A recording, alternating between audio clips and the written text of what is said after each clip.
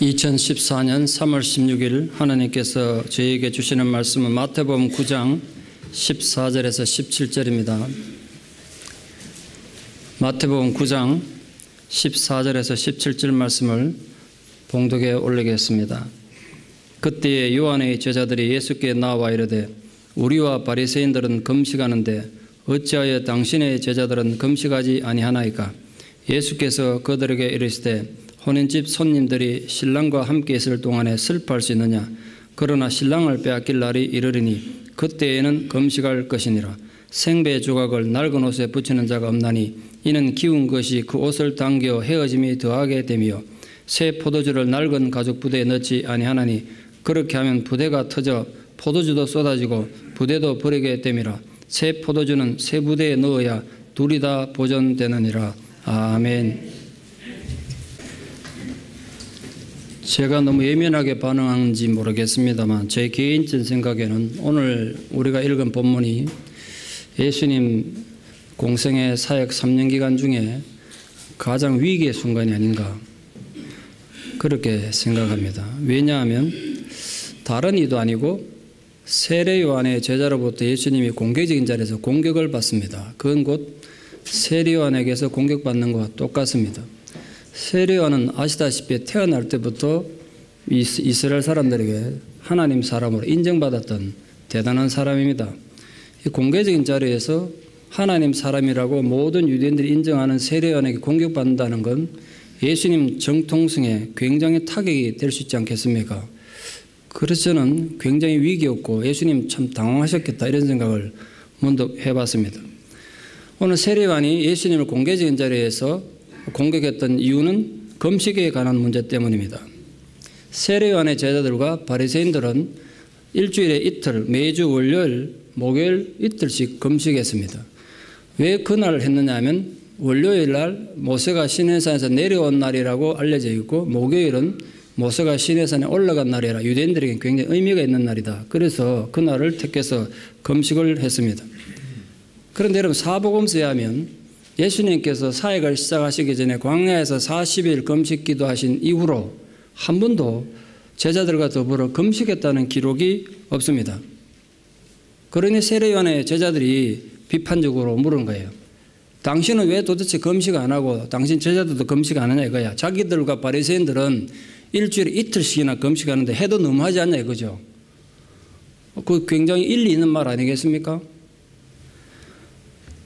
당시 감옥에 갇혀있던 세례 요한이 제자들에게 이런 질문을 예수님에게 하라고 명령한 건지 아니면 제자들이 자발적으로 예수님께 물었는지는 알 수 없습니다.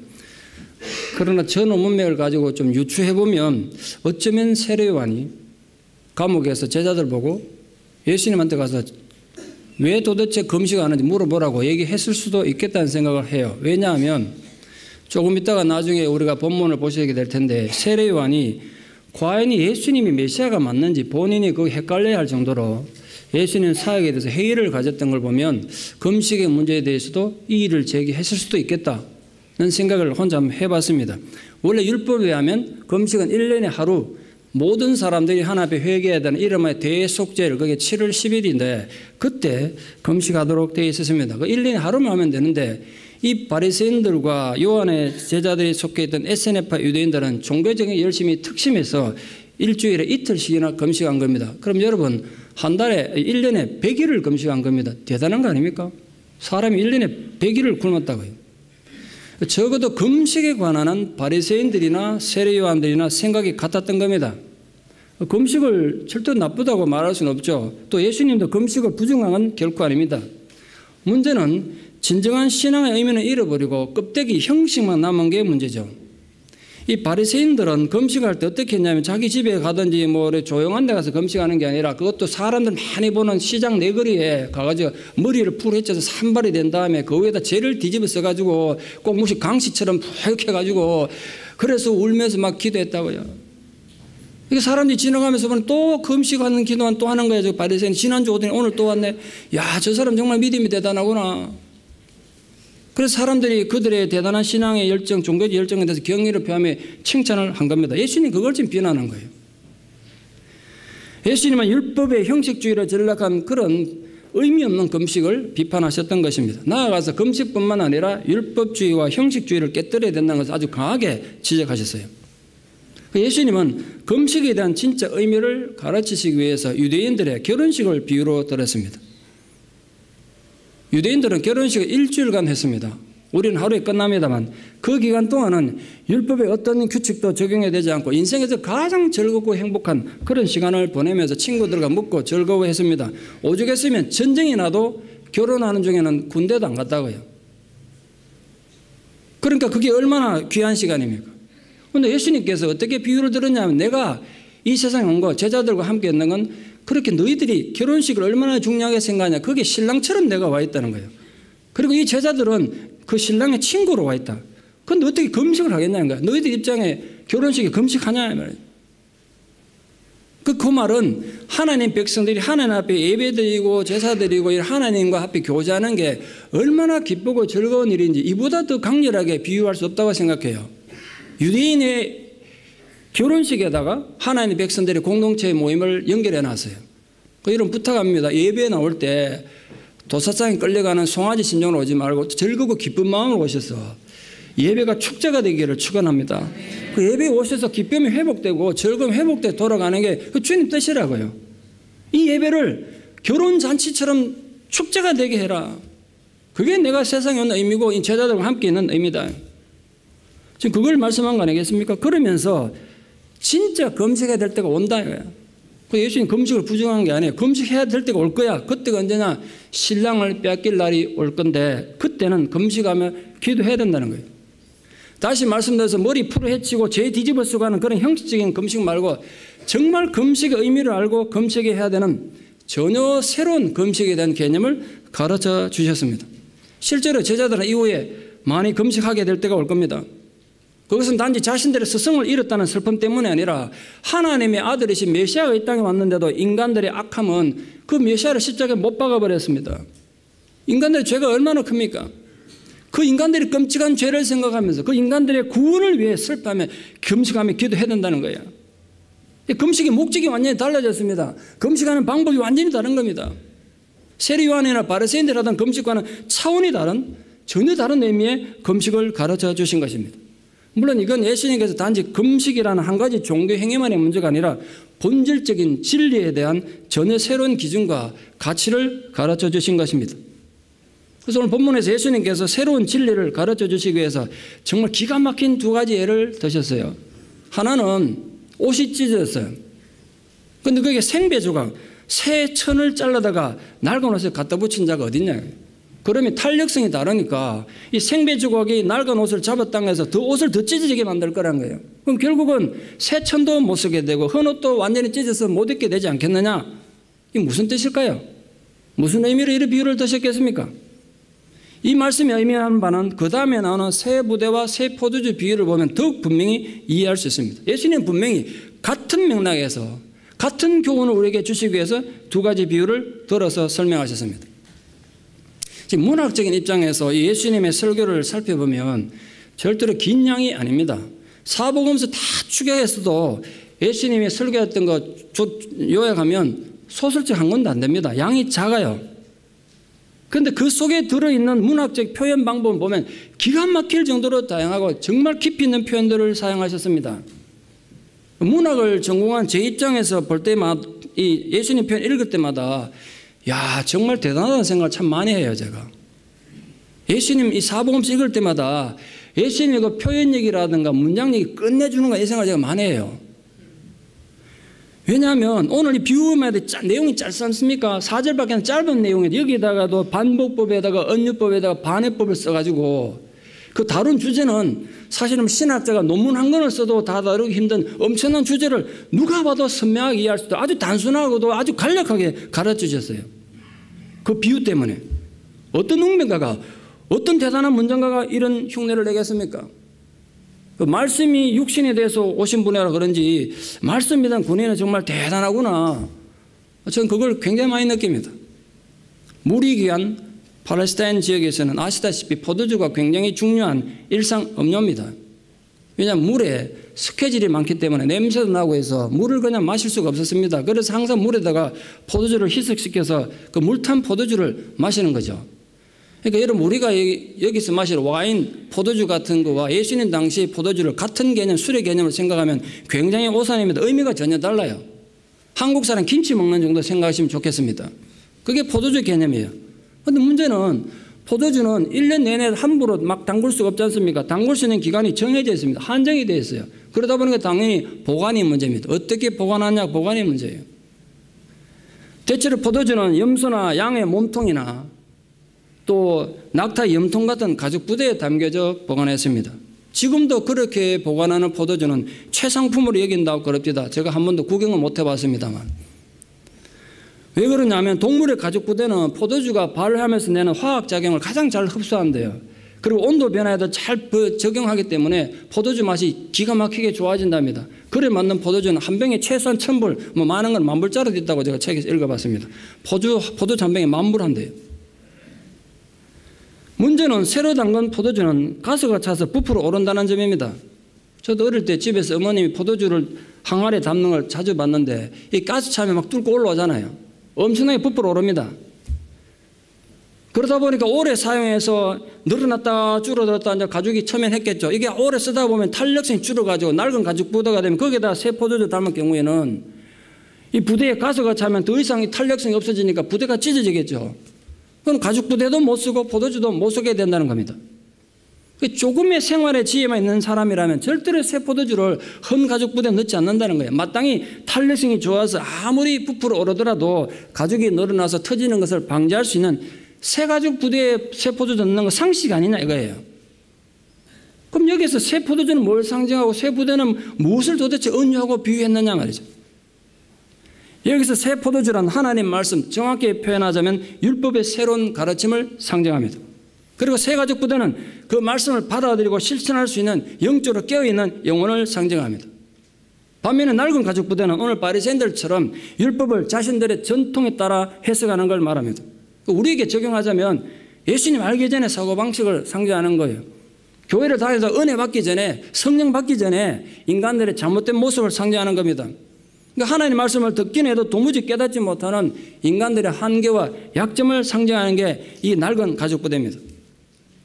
그 예수님 의도는 하나님의 말씀을 진정으로 우리가 잘 받아들이면, 이 새 가죽 부대를 준비해서 잘 받아들이면 말씀처럼 변하게 되어 있다는 거예요.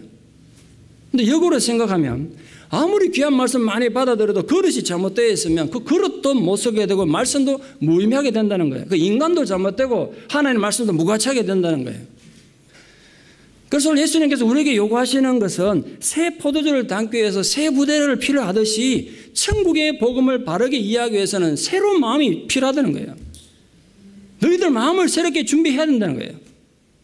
그래야 우리들이 영적으로 성숙할 수가 있다는 겁니다. 물론 오늘 이 교훈은 예수님 당시의 바리새인들과 서기관들이 예수님의 가르침을 도무지 이해하지 못하는 그들의 영적인 교만과 어리석음을 깨우치기 위한 것입니다. 성경에 대해서 누구보다도 잘 알고 있다고 자부심이 대단했던 바리새인들, 서기관들, 열심히 금식하며 기도하는 그들이 예수님이 전해준 하나님 천국 복음은 도무지 이해하지 못했던 건 딴 게 아닙니다. 그들이 새 포도주인 예수님의 복음을 담을 수 있는 새 부대, 다시 말해서 새로운 마음을 전혀 준비하지 못했기 때문입니다. 그 결과 낡을 대로 낡아버린 그들의 의식의 가죽 부대는 찢어졌고 그들에게 주어졌던 새 포도주, 주님의 새로운 하늘나라의 복음은 아무런 의미 없이 땅에 다 쏟아져 버렸지 않습니까? 얼마나 어리석은 짓입니까? 우리 마음이 지금도 새롭게 준비되지 않으면요, 아무리 진리의 말씀을 들어도 이해할 수 없을 뿐더러 인간의 내면이 더 파괴되고 더 악하게 된다는 경고를 우리에게 주신 거예요. 저는 그런 경우 많이 봤습니다. 여러분, 좋은 말씀 많이 들으면 사람이 다 무조건 변할 것 같습니까? 천만의 말입니다. 좋은 말씀 듣기만 하고 자기 내면의 변화를 일으키지 않고 자기 내면의 그릇을, 마음을 준비하지 않는 사람 듣기만 하니까 더 악해집니다. 더 타락하는 걸 봤습니다. 일반적으로 어떤 것들이 우리로 하여금 주님의 새로운 말씀을 받아들이는데 방해가 됩니까? 오늘 분명히 예수님께서 새로운 무대를 준비하라고 그러는데 도대체 뭘 준비해야 됩니까? 우리가 버려야 될 이 헌 가죽 부대는 도대체 뭐겠습니까? 결론적으로 말씀드리자면 새 가죽 부대를 준비해서 새 포도주를 담는다는 이 비유는 결국 우리 영적인 상태, 내면의 상태를 말하는 거 아니겠습니까? 이론이 아닌 생활의 구체적인 변화를 가져오는 우리 내면의 변화, 인격의 변화를 분명히 말하는 것입니다. 우리는 이 새 가죽 부대를 준비하기 위해서 흠가죽 부대를 버려야 되는데 우리에게는 흠가죽 부대가 뭐냐 말이에요. 알아야 뭐 버리지 않겠습니까? 우리 도대체 뭘 버려야 됩니까? 오늘 우리가 가진 버려야 될 흠가죽 부대는 어떤 것들이 있습니까? 그걸 좀 정리해 보려고 합니다. 여러분, 무엇보다도 고정관념의 틀을 깨뜨려야 됩니다. 고정관념, 무서운 겁니다. 이거.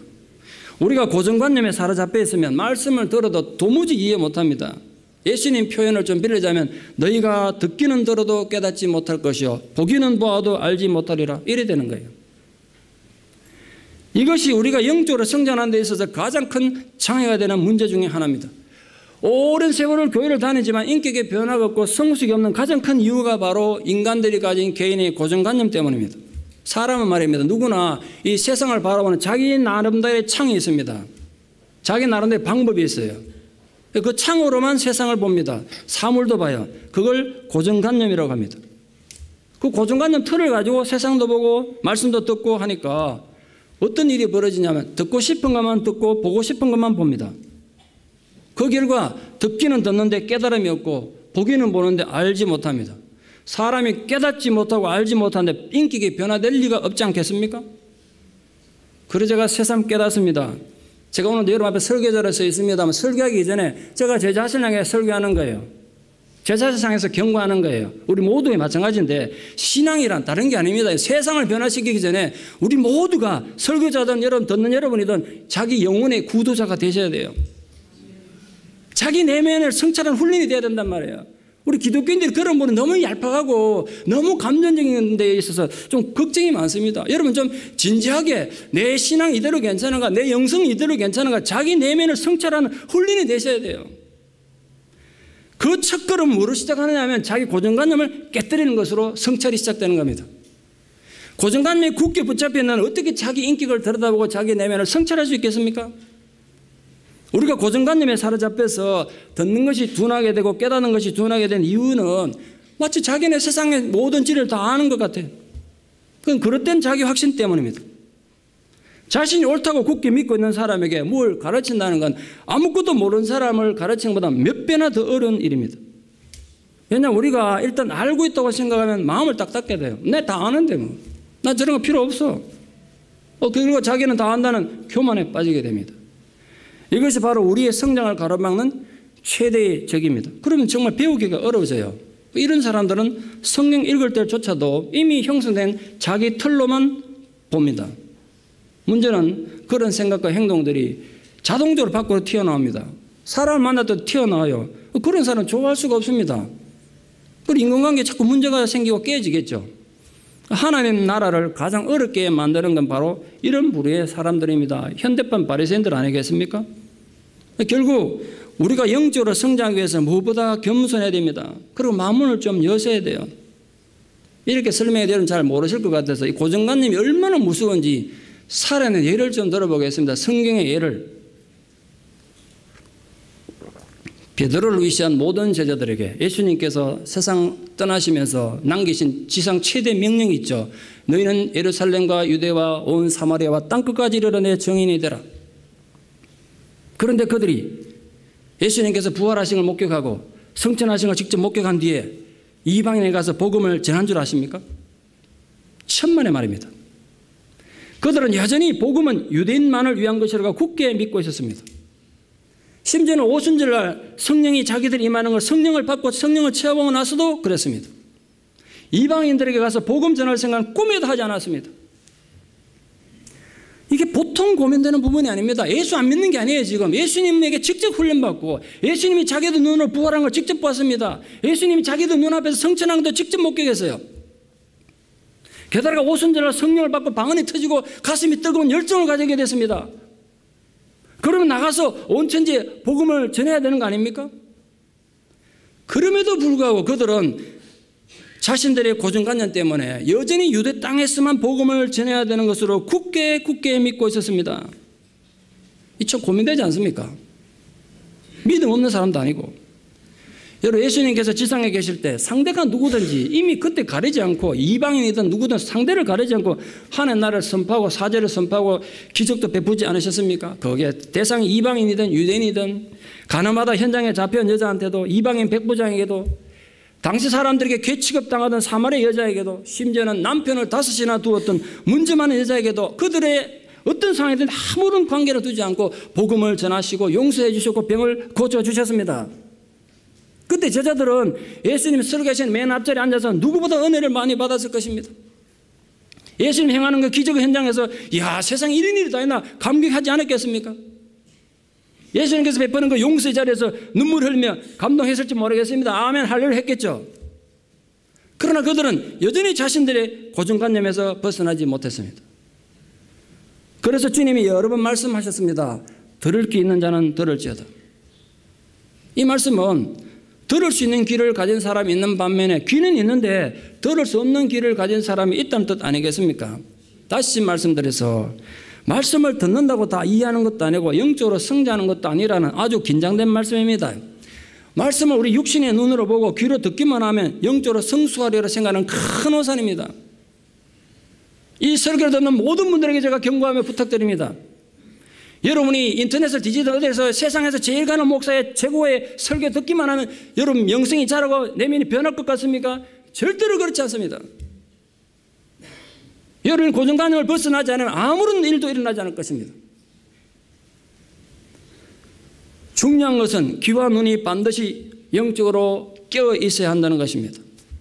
그것은 겸손하고도 진실된 마음으로 말씀을 삼하고 들어야 되는 걸 의미합니다. 사랑하는 성도님 모두는 바로 영적인 눈과 귀를 가지고 있어서 고정관념에서 부디 좀 벗어나서 새 가죽 부대를 잘 준비해서 참으로 생명의 말씀을 자신의 것으로 간수하는 복 있는 분들 되기를 축원합니다. 둘째는 전통을, 특히 잘못된 전통을 버리는 게 새 부대를 준비하는 것입니다. 인간의 어리석음은 간혹 하나님의 말씀보다도 인간의 전통을 더 강조하곤 합니다. 전통을 무시할 수는 없습니다. 어느 사회나 어느 공동체든 흐르는 세월이 그냥 가지 않습니다. 그 속에 전통이 생깁니다. 그래서 그 전통은 그 공동체 질서를 세우는 아주 요긴할 때가 많습니다. 그런데 문제는 그 전통이 하나님의 가르침과 다를 때 어떻게 해야 되나요? 성경의 말씀과 위배될 때 어떡하냐요? 이거 목사님 그 고민할 것입니까? 하나님의 말씀과 위배되면 당연히 하나님의 말씀을 따라야죠. 이론은 단순한데 현실은 절대로 단순하지 않습니다. 얼마나 전통이 신앙에 위배되는지, 신앙을 위협하는지 또 살인의 예를 한번 들어보겠습니다. 사도행전 10장에 보시면 이방인인 고넬료가 하나님 앞에 겸손한 마음으로 기도해서 하나님의 은혜를 임합니다. 하나님께서 그에게 명령해요. 피장 시몬의 집에 가라. 가죽 장수하는 시몬의 집에 가면 베드로가 있을 것이다. 그 베드로를 데려와라. 베드로가 너에게 할 말이 있다. 그 얘기 듣고 이방인 고넬료는 즉시 순종했어요. 사람을 즉시 베드로를 보냈어요. 문제는 베드로였습니다. 문제는 베드로예요. 베드로를 이방인의 전도자로 세우는 일은 하나님께도 쉬운 일이 아니었습니다. 이게 기가 막힐 노달 아닙니까? 베드로를 이방인 전도자로 보내려는데 하나님이 쉽지 않더라고요. 하나님께서는 베드로를 깨닫게 하시려고 베드로가 기도하는 동안 환상을 보여줍니다. 토끼, 돼지 등 유대인들이 부정해서 먹지 않는 온갖 부정한 짐승들 보자기 가득 싸가지고 내려보냅니다. 베드로에게 명령합니다. 그거 먹으라고. 베드로가 기겁하면서 절대 먹을 수 없다고 합니다. 하나의 이유가 뭐냐 물으니까 우리가 전통이 그렇다는 거야. 우리 오랜 옛날부터 이런 거 안 먹었습니다. 그때 하나님 이렇게 말씀하셨습니다. 내가 정하다고 한 걸 왜 너희들이 함부로 부정하다고 말하냐. 왜 너희 전통을 먼저 앞세우냐 이 말이죠. 3번씩이나 그걸 잡아먹으라고 하나님 명령하지만 베드로는 전통을 내세워서 거부합니다. 환상에서 깨고 났는데 베드로가 혼란에 빠집니다. 이게 도대체 무슨 의미일까? 이건 단지 음식의 문제가 아니라 할례 받지 않은 이방인은 예수를 믿어도 구원받지 못한다고 생각하고 있었던, 예수를 믿어도 절대로 하나님의 백성이 될 수 없다고 생각하고 있었던 베드로를 위시한 제자들의 잘못된 전통을 비판하신 거예요. 여러분 생각해 보세요. 베드로가 예수만 믿어갖고 이방인은 구원 못 받는다고 생각했다니까 이게 기가 막힐 노력 아닙니까? 기가 막힐 노력 아니냐고요.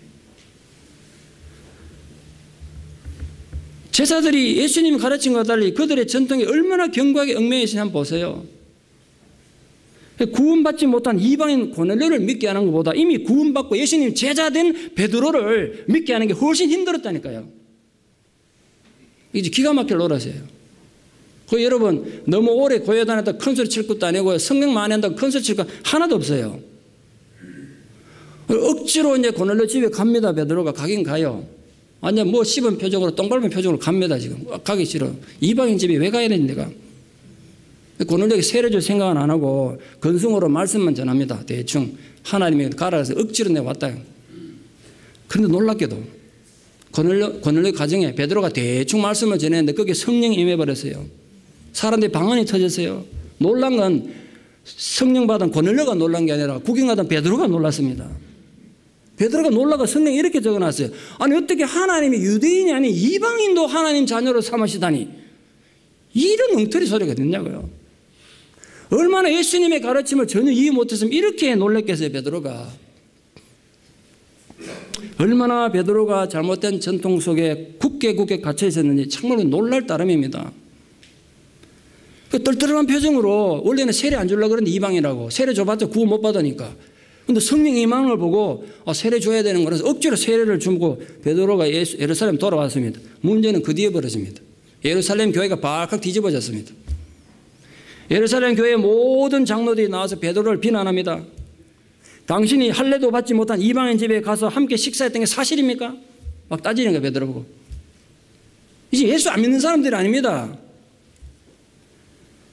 그들의 전통에 의하면 유대인은 이방인과 함께 식사하는 건 물론이고 만지기만 해도 부정하여진다고 믿고 있는데 예루살렘 장로들은 누구보다 예수님 가르침을 잘 알고 있었던 자들입니다. 그러나 그들의 전통이 너무나 깊게 마음속에 자리 잡고 있어서 예수님 말씀을 듣고 정확히 깨닫는데 너무 방해가 된 겁니다. 전통 때문에 주님의 뜻을 올바로 깨닫지 못하는 건 오늘 우리도 마찬가지 아니겠습니까? 인간은 고집이 세가지고 자기가 가진 전통 때문에 하나님의 말씀을 쉽게 포기해버립니다. 우리는 이미 익숙해 있는 것과 비교해서 뭔가 좀 다른 걸 듣거나 배우면 뭐 분석하거나 이해해보기도 전에 일단 거부부터 하는 거야. 내 마음에 안 맞으니까 내가 배운 거와 다르니까 얼마나 무모한 일인지 모릅니다. 저는 우리 사랑하는 성도님들이 전통을 과감히 좀 초월해서 우리 사고를 좀 넓혀서 주님의 말씀에 보다 더 순종적이 되는 깊이 있는 교회가 되기를 축원합니다. 일반적으로 전통은 사람들 귀를 둔하게 만들어버립니다. 귀를 닫아버려요. 인간은 하나님의 말씀에 듣는 것에 둔해지면 자신의 잘못된 견해를 가장 올바르다고 생각하게 됩니다. 바리새인들이 예수님께 책망 들은 가장 중요한 이유도 자신들의 전통을 성경보다 더 위에 뒀기 때문 아니겠습니까? 우리는 그런 실수를 범하지 않기를 바랍니다. 우리가 새 부대를 준비한다는 건 다른 게 아니라 바로 그런 우리 옹졸함을 전통을 앞세워서 막무가내로 억지를 부리지 않는 데서 시작하는 겁니다. 혹시 여러분 우리에게 여러분 가정에 성경보다 더 중시되는 전통이 어떤 것들이 있습니까? 여러분 자신이 하나님 앞에 나아가는 것을 방해하는 전통적인 요소들은 어떤 것들이 있습니까? 그 전통의 옷을 과감히 벗어버리고 진실된 말씀과 진리만 붙잡음으로써 새 부대를 준비하는 아름다운 성도가 되기를 축원합니다. 셋째로 성경을 문자적으로 해석하는 것을 조심하는 게 새 부대를 준비하는 겁니다. 성경이 주는 정신이 중요한 거지 그 문자적으로 해석하는 게 아니잖아요. 그런데 그 문자적으로 지식으로 해석하는 것만을 갖고 하나님 나라에 갈 수도 없고 이해할 수도 없는데 그걸 과감히 버리는 게 새 부대를 준비하는 거예요. 여러분이 문자적으로 성경에 딱 얽매이는 한 절대로 새 부대를 준비할 수 없습니다. 어느 안식일이었습니다. 예수님께서 38년 된 중풍병자를 고치셨습니다. 그러니까 바리새인들이 벌떼처럼 일어났습니다. 안식일날 병자를 고쳤다고. 그리고 성경이 어떻게 되는지 아십니까? 요한복음에 그들이 나아가서 예수를 죽이려고 모의하였더라. 안식일날 환자 고쳤다고 예수님 죽이려고 결정했다고 성경에 기록되어 있어요. 얼마나 무서운 일입니까? 성경 잘못 해석하니까 성경의 이름으로 사람 죽이려고 결정하더라니까요. 여러분 바울을 보십시오. 자기가 문자적으로 해석한 하나님에 대한 열정으로 스데반 집사 죽이는데 찬성했습니다. 그것도 모자라가지고 다른 그리스도인들을 잡아 죽이려고 자기 돈 들여가지고 다메섹으로 올라가지 않았냐고요. 그의 잘못된 열정을 한번 보십시오. 성경 잘못 해석하니까 사람 죽인 도구가 되더라고요. 바리새인들은 안식일이라는 성경의 개념을 문자적으로만 해석할 줄 알았지 성경의 진짜 중요한 정신은 놓쳐버린 겁니다. 이 안식일 개념 속에는 38년 동안 움직이지 못하고 누워있던 그 불쌍한 사람을 위한 안식의 날이라는 개념이 들어있다는 걸 바리새인들이 절대로 이해 못한 거예요. 여러분 부탁합니다. 성경은 어떤 경우에도 내 방식대로 이해하는 내가 복음이 되면 안 돼요. 세상에서 제일 무서운 책이 내가 복음이다. 내가 복음. 너무너무 무섭습니다. 그 책. 우리가 성경을 대함에 있어서 새 부대를 준비하는 정신은 내가 이 성경을 어떻게 이해하고 해석할 것인가가 아닙니다. 오늘도 이 성경이 말씀이 나에게 하시고자 하는 말씀이 뭔가, 오늘도 하나님께서 이 말씀을 통해서 나에게 무슨 말씀을 하실 것인가, 이게 중요해요. 성경이 다른 책과 본질적으로 다른 점은 내가 성경을 읽고 이해하는 게 아니라 성경이 나를 읽고 성경이 나를 해보고 쪼개서 나의 잘못을 진단하고 길을 제시해 주시는 겁니다. 여러분 절대로 남 가르치기 위해서 성경 배우지 마세요. 가르치기 전에 자기 삶에 먼저 적용되지 않은 말씀 의미가 없어요. 제가 설교자들의 고민이 이거예요. 나는 과연 내 설교한 대로 살 수 있냐, 이게 진짜 고민이에요. 설교 준비하는 과정에도 그렇고 하고 난 데도 그래요. 내가 솔직히 고백하면 어떤 거는요, 설교 온 거 다 써놨다가 도저히 안 돼서 빼는 것이 있어요. 내가 이렇게 살 자신이 없어. 근데 어떻게 성도들 설교하겠나. 말은 너무 좋지만 내가 빼요. 내가 결단이 될 때까지. 제가 이 자리에 설교합니다만 여러분이 설교하는 것보다 더 중요한 건 내가 나 자신을 향해서 하는 거예요. 설교를. 박 목사 니도 그래 살아야 된다고. 성경을 대할 때 이 정신을 잃지 않는 게 새 부대를 준비하는 신앙입니다. 원래 우리 교회 포효가 성숙한 성도 깊이 있는 교회인데 우리 부디 모든 성도님들이 말씀에 대한 올바른 깨우침을 가지고 말씀에 대한 올바른 자세를 가짐으로써 하나님 앞에 새 부대를 준비하는 성도가 되기를 축원합니다. 넷째로는 우리가 하나에 가진 또 큰 병폐인데 행함이 없이 그저 듣기만 좋아하는, 듣기만 하는 습관을 버리는 게 새 부대를 준비하는 겁니다. 이 듣기만 하고 행하지 않는 습관은 우리의 영적인 성장에 가장 큰 적이 아닌가, 최대의 적이 그거 같아요. 듣기만 해가지고 귀가 당나귀처럼 귀만 커졌어요, 사람들이 다. 여러분 성경 말씀은 하나님께서 우리에게 연구하라고 준 책이 절대로 아니잖아요. 그렇게 살라고 주신 책입니다. 그렇게 살라고 준 책이에요. 예수님께서 한 번도 제자들을 보고 성경을 연구하라 이런 말씀하신 적 없습니다. 그러나 여러 번 말씀대로 살아야 된다고, 말씀을 행해야 한다고 명령하셨습니다. 영적인 성장은 궁극적으로 말씀을 듣는 데 오고 연구하는 데 있는 게 아니라 행하는 데서 오는 겁니다. 행하는 데서. 말씀대로 사는 것에는 관심이 없고 그냥 연구하는 데만, 그래서 남들에게 그럴듯하게 보이려는 영적 교만에만 차 있는 만큼 그런 신앙만큼 어설픈 거 없습니다. 미국의 신문기자였던 스탠리가 리빙스턴 박사를 찾아서 아프리카 가서 만나가지고 얼마간 함께 생활합니다. 그때 경험을 책으로 써뒀는데 그게 이제 인상 깊게 남은 한 장면이 있습니다. 스탠리가 이렇게 기록했습니다. 나는 아프리카 처음 갔을 때 어떤 편견을 가지고 있었다. 그러나 내가 리빙스턴 박사를 만나서 그의 삶을 보고 깜짝 놀랐다. 그는 모든 것을 버리고 나를 따르라는 주님의 말씀을 그대로 실천하고 있었기 때문이다. 다른 사람에 대한 리빙스턴의 연민, 공손함, 열정, 성실, 그리고 대가를 바라지 않고 일하는 그의 방법 등을 관찰한 결과였다. 나는 리빙스턴의 삶을 보고 회심을 체험했다. 비록 리빙스턴이 의도적으로 애쓰지 않았음에도 불구하고 말이다. 잘 들어보십시오.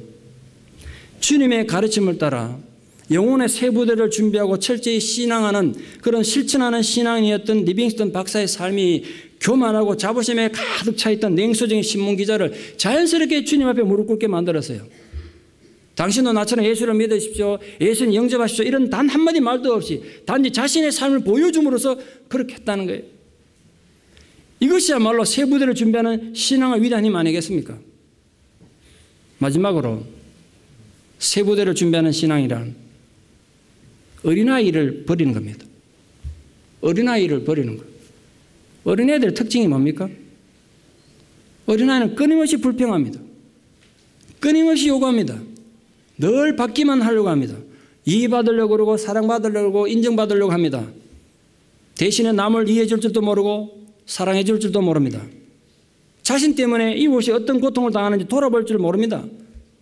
그래서 늘 남을 비방합니다. 남이 잘 되는 걸 볼 수가 없기 때문입니다.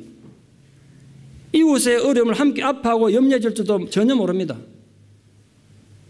제 생각에는 현대 교회가 가진 가장 큰 비극의 하나가 영적인 성장이 멈춘 어린아이가 교회 안에 너무 많다는 거예요. 교회 안에 애들이 너무 많아요. 그게 교회의 가장 큰 비극이라 생각합니다. 여러분 자랄 때 부디 자라셔야 됩니다. 클 때 안 크면 어린아이가 돼요. 성도가 어리면 교회도 어린 겁니다. 어린아이가 많이 모인 교회는요, 아무리 숫자가 많아도 어린 교회입니다. 우리 교회는 어린 교회입니까? 성숙한 교회입니까? 한번 생각해 보십시오. 우리가 어려서는 말하는 것이 어린아이와 같고 생각하는 것이 어린아이와 같고 행동하는 것이 어린아이와 같다가 장성하여서는 어린아이를 버리는 게 새 부대를 준비하는 신앙이란 말이에요. 도란 탕자 어거스틴에게 지대한 영향을 끼쳤던 마카리오스라는 수도사가 있습니다. 그가 이집트에서 최초로 수도원을 창설해서 제자들을 양육하고 있을 때였습니다. 한 제자가 와서 묻습니다. 선생님, 자꾸 세상에 대해서 자신을 죽어야 된다고 그러는데 세상에 대해서 죽는다는 게 도대체 무슨 뜻입니까? 물었습니다. 그래서 마카리오스가 이렇게 대답했습니다. 자네 저 공동묘지 가가지고 무덤에 누워있는 자들에게 한바탕 욕을 퍼붓고 오게. 제자가 희한한 얘기를 하니까 고개를 갸우뚱하면서 무덤에 가서 쌍욕을 하고 돌아왔습니다. 그때 이번엔 선생이 이번에는 가가지고 욕설 대신에 칭찬하고 오게. 더 기가 막히게 하던 제자가 또 제자 선생님 말씀 안 들을 수 없으니까 가가지고 또 무덤에 가서 칭찬을 막 하고 왔으며 돌아오니까 제자에게 묻습니다. 이 마카리오스가 자네가 욕을 막 퍼보니까 무덤에 있던 시체들이 일어나서 화를 내든가? 아닌데요. 그럼 자네가 막 칭찬하니까 무덤에 시체들이 좋아하든가? 그것도 아닌데요. 세상에 대해 죽는다는 것도 바로 그와 같은 것이라네. 이해되셨습니까? 몇 분밖에 안 계신 건 이해하신 분이에요. 이해를 해야 그래서 할 거 아닙니까? 새 부대를 준비하는 신앙도 바로 그와 같은 겁니다. 자기 감정 소중하죠. 화도 나고 절망도 되고 감정 소중합니다. 그러나 제가 이 자리에서 여러 번 설교했던 거 아십니까? 신앙은 감정에 기초하지 않는다는 거. 자기 감정에 의존하던 유치한 신앙의 한계를 벗어나서 감정을 초월하는 성숙한 성도가 되는 게 새 부대를 준비하는 지혜로운 신앙입니다. 살다 보면 왜 속상한 일이 없겠습니까? 왜 절망스러운 일이 없겠습니까? 그러나 절망스러운 건 절망스러운 거고 신앙은 신앙도 해야 되지 않는다는 말이에요. 그게 어린아이를 벗어나는 거예요. 내 지금 주변 환경이 힘든 건 힘든 거고 하나님 신앙은 똑바로 써야 된단 말이에요. 우리가 아직도 낡은 부대로 있어서 영적인 성장을 방해하는 어떤 것들이 있습니까? 정말 주님의 말씀대로 새 부대를 준비하기 위해서 버려야 되는 낡은 부대는 어떤 것들이 있습니까? 우리의 고정관념의 틀을 깨뜨릴 수 있기를 바랍니다. 잘못된 전통에서도 자유합시다. 문자적으로 성경을 해석하는 편협함도 버리기를 바랍니다. 진실로 행하면은 실천하는 신앙이 되기를 바랍니다. 그리고 진정 우리 내면의 어린아이의 모습을 버림으로써 영적인 성숙을 아름답게 이루어가는 영혼의 새 부대를 준비하는 천국의 백성들 되시기를 진심으로 축원합니다. 기도드리겠습니다.